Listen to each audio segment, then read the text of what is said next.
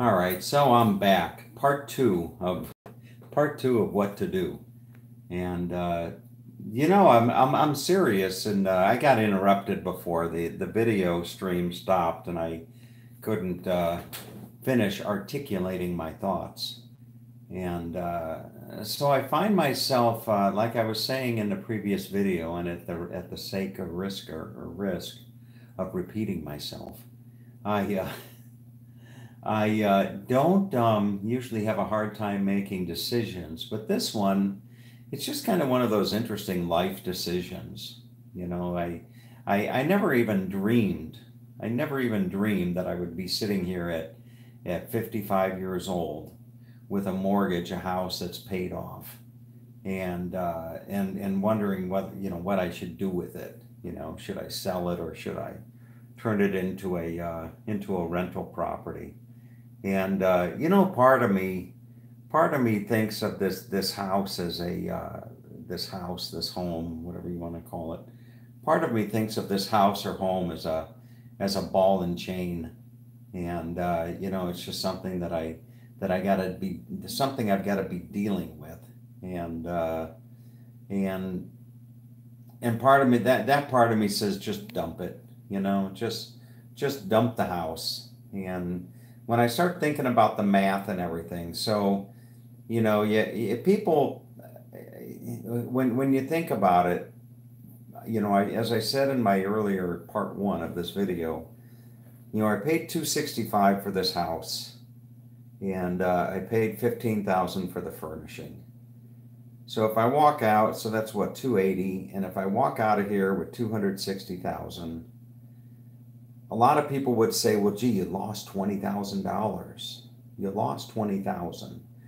And you got to put that into the right perspective, because it cost me the better part of it cost me the better part of 12 or $13,000 to live here.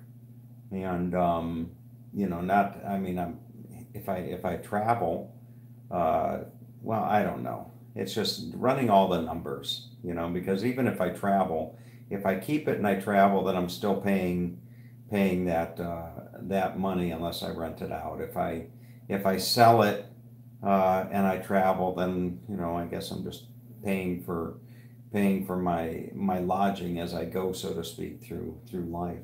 But the thought of somebody's putting these comments on here, and I don't have my glasses on, but who's making the comments? I'm a new subscriber, Daniel. Okay, are you going back to Bulgaria after you relish? I would walk and buy silver or gold. I would walk and buy silver or gold. Yeah, you'd walk and buy silver or gold. Um, that's who knows. I mean, who knows what gold and silver is going to do? Maybe I should buy oil. You know, maybe I should buy some oceanfront property in Venezuela, hoping that country is going to come back together. I don't know, but the safe.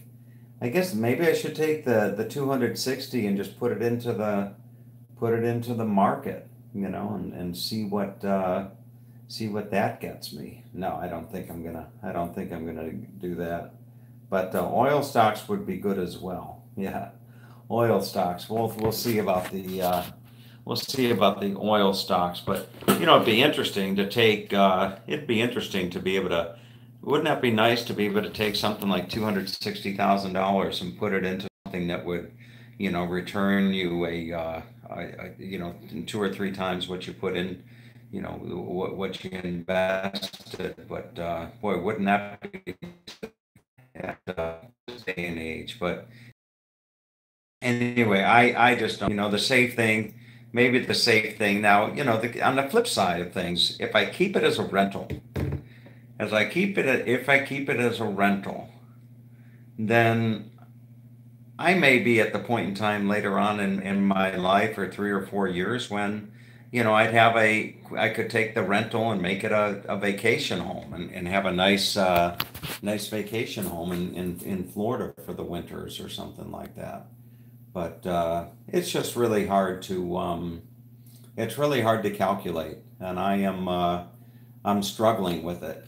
You know, I'm struggling with it in part because in my head, I may be sitting here in Florida right now in my office, but in my head, you know, I keep thinking about this saying that Paula from Louisiana shared with me, and the saying was that houses are graves. Houses are graves for, oh, how did it say? Oh, houses are graves for the living. And then it said something like, tents are homes for the rich people, free to travel at will, something like that. But anyway, you know, so I'm pulling out of here in about 2 weeks. I'm pulling out of here, and it's kind of an interesting trip that I've got. Well, let me show you the trip that I've got in mind. Okay, I can flip this camera around perhaps. So here is the now this guy right there, boy, that guy, he just sold his business in well, I think he sold his business. I hope he did. He just sold his business and his building. He's 55 years old, and he's got a choice piece of real estate in Denver, and he's 55, and let's just say he doesn't need to work anymore, you know. But I can't say that, you know. But anyway, so you know, as I look at this map, basically what I'm going to be doing, and I don't even know if I have my, no, I was thinking maybe I had my little pointer, but what I'm going to be doing here in the next few weeks is I'm going to be road tripping it from here. I'm going to get in my car and I'm going to drive up here to Baltimore, and I'm going to call on clients along the way. I've got clients all the way up that coast. And then when I get up here to Baltimore, a client's going to take my car and give me a ride to the airport and then store my car for me. And I'm catching a flight over here to Lisbon. And I'm going back to Europe for the better part of 2 weeks. Then I need to find my way down under. I need to find my way. I want to find my way down here to Sydney or Melbourne. But that's a hell of a long flight, and I don't want to do that. So I'm probably going to fly from Portugal, back, pick up my car. I'm going to take my car and drive it up to Cleveland, catch a flight over to Nebraska, another flight over here to California, over probably a 10-day period. And then I'm going to catch a flight over to Hawaii. And from Hawaii, there's where I'm going to jump down over here to Sydney. And then from Sydney, I'm going to go see the Land of Oz down there in Melbourne. So I'm going to go hang out with Oz. And then, you know, talk about dots on the map. Look at that dot on the map right there. I don't even know what the hell the capital is. Tasmania. You see, Hobart. So Oz and I are going to take a ferry out of Melbourne, and we're going to go down to Hobart. And maybe I could catch a short flight. I could say goodbye to Oz and Hobart and fly over here to New Zealand. And from New Zealand, I could go to Lake Wanaka, and then back to Hawaii, back to California, back to Ohio, pick up my car with my camper, and then take the camper for another road trip all the way down here, all the way up, late summer, be up here in British Columbia, and then start to work my way east, end up in New England in the autumn, see the changing of the colors, return my camper over here, probably about September or October, and then go back over and do the Christmas markets part 2. something like that, you know. So it's just I don't know where I get these ideas. You know, I sit here and I do my work, and I kind of look up at the look up at the map on the world of the world, and the little saying, "Let your faith be bigger than your fear," and that's kind of how I visualize. That's kind of how I visualize this stuff. So selling my house, I don't know. I don't know. You know, George is probably going to be the guy that comes in with the true words of wisdom. I don't think I'd listen to Skip Smith. No, I'm not going to listen to Skip Smith. Although Skip Smith may play an important role, because if I do sell my house, then I'm probably going to be a tenant of Skip Smith's. I'm probably going to rent a room from Skip. Skip will probably rent me a room for about $20 a month and handle all my mail. You know, so I retain a Florida postal address, so to speak. So we will see, as the saying goes, right, Skipper? You'd rent me that room right next to your man cave, wouldn't you? So, all right. Anyway, you know, I wonder what that man up on the wall would say. You know, I walk in here. I was kind of worried, not worried, but I was kind of wondering what it would be like to walk into my office every day and see that man looking at me. You know, and I got to tell you, it is it's actually rather delightful. It's rather delightful. It's rather wonderful to walk in here every day and look up at the wall and see dear old Dad, you know, looking down on me and wondering, you know, what would Dad do? And I know what Dad would do. He'd say, "Let's get some new tires for the golf car, and let's let's stay down here in Florida," because he loved it so much down here. But anyway, so that is. You know, and the other thing is that there's not a moment. I mean, you know how many there's probably quite a few people that are out there in the world right now listening to me babble on about, you know, my travel aspirations, or my dilemma about selling my house, and boy, they'd give not only their left foot but their left arm, maybe their right arm and right leg or foot as well, to be in my situation. But you know, don't think for a second that I don't fully appreciate you know, the disposition that I find myself in right now. It's not something that I take lightly. And you know, the other thing that I oftentimes find myself thinking is to have such an opportunity in life and not take advantage of it. You know, to have the opportunity to do what I do and not take advantage of that would be, boy, that would be a shame. You know, what a waste that would be.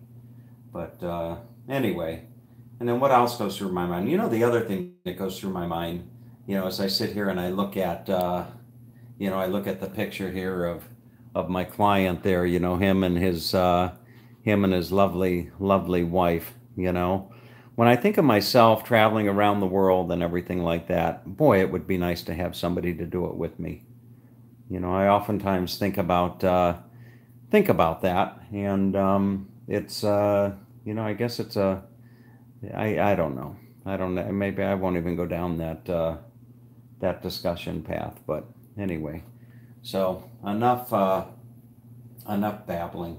Hope everybody out there has a nice day. I'm going to go down to the pool here in a little bit. I'm going to go down to that nice pool that I don't use as much as I should. You know, that beautiful lagoon pool.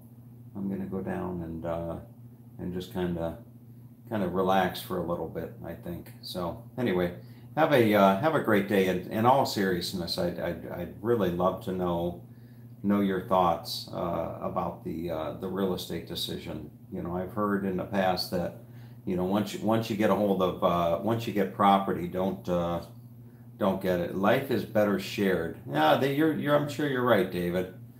Tom, you are blessed. It will be the same. I will be in the same position when I sell my home in March. I have traveled the world over except for Eastern Europe, so I plan to visit there. Eastern Europe is fantastic. Eastern Europe is, really, really fantastic. As a matter of fact, there was a place in Eastern Europe that I saw. If I could, let's see if I can find it. Maybe I can pull up my, let's see if I can't pull this up and go over here to the map. There's a place over in Europe that I'd never really expected was not beneficial, but was nice to visit, and it's Bulgaria, Sofia, right here. You know, of all the places, I was reading online, of all the places in Europe, Sofia has the fastest internet. It has the fastest internet, Sofia. I never would have thought that. Sofia has the nicest or the fastest internet. And you know, you look at this place and it's just one of those places that you just don't think about. You know, you look at a map and what have you, and you just don't think that this is a place that would be a good place to go hang out for a little bit. But Sofia, and if it wasn't this time of year, and I don't know if they're in the Schengen zone. Schengen zone is where you got 90, you can spend 90 days out of every 180 over there. So, you know, look at this place. You see? Now, I don't know if they got a Starbucks or not. But if they have a Starbucks, I mean, then it's just, you know, I mean, then it's not even a question. You know, if they actually have a Starbucks in Sofia. But you could actually look that up, Sofia, and go to, well, there you go. You see? You look that up, and there's what you're going to get, you know? But anyway, Sofia, what is it, Belarus? Belarus or something like that. I don't know. Anyway, Belarus. There you go. Sofia, Belarus. Oh, goodness gracious. All right. Anyway, there you have it. There's what I needed to look at tax ramifications wherever I settle. Belgrade has a tax rate of 10%, which would be tough to beat. Yeah, but what about you know, the health care and the assimilation? What is it? Is that right? The assimilation, is that a 50-cent word? The assimilation into the culture and the society, and you know, you think about all that stuff, but as you start to get older and you start to think, you know, well, what happens if, God forbid, you know, I'm over in Budapest or someplace like that, and I have some type of a serious medical condition or whatever, and you can't live your life in fear, mind you. You know, you have to let your faith be bigger than your fear. But nonetheless, you have to use a little common sense and think about all that kind of stuff. So anyway, all right, and you know, it's just I've come to the realization that, you know, you can keep searching, you know, to find that perfect place, the ideal environment, the ideal, you know, whatever. You can search the world over to find that perfect place. But you know, I think at the end of the day, wherever you find yourself, with the exception of, well, I'm not even going to go there. Wherever you find yourself, you can make it a good life, I think. But anyway, all right, I need to get on with my day. I'm in a little bit of a crisis mode. I've got a guy that, interestingly enough, well, I might as well take a minute and share this with you. Turn the computer around for those of you that are interested. So I get a phone call the other day from this guy on, you know, I jumped on Facebook, and what I do is over on Facebook, one of my one of my clients on Facebook. One of my clients on Facebook. Here's this lovely lady. She is. This is the lady I met in the met in a little bar. You see the Acropolis up there? So there is. Oh, she's in one of my videos, and we're friends on Facebook now. She doesn't speak English. But anyway, I don't know who that is. But anyway, so to go back to what I was saying was, I went online, and one of my clients is a friend on Facebook, and he belongs to this group of auto shops on Facebook. So I had Yanae go through and spend the better part of a day or two going through and just sending friend requests to all of my clients' friends. And then they started seeing that we had a mutual friend together. And now, if I go into my Facebook thing, I've got 800 friends, 797 of which I've never met. Oh, there's Skip Smith. I wish they had a different classification instead of friend. I'm not going to unfriend the poor old guy, but maybe add to another list. Maybe I could create a list called Grumpy Old Men or something like that, and just add Skip Smith to that. You see, Skip Smith's got 99 friends. I've got 800 friends. You see, so not only do I run circles around Skip on YouTube subscribers, on Facebook friends, it's not even close. I have 8 times the amount. But anyway, so you can see that what I did was I started sending friend requests to all of these people. This guy right here is an auto shop owner. Okay, this guy here reached out to me on Facebook after I added him as a friend, and now he is a where is it? I think it's Mission. Here it is, Mission Tire Auto. You see, so now this guy is now he's a client of mine, and I met him on Facebook. He just sent me a message one day. He said, we got to get dialed in with a website. And there he is. And you can go look at this. It's Mission Tire Auto. Okay.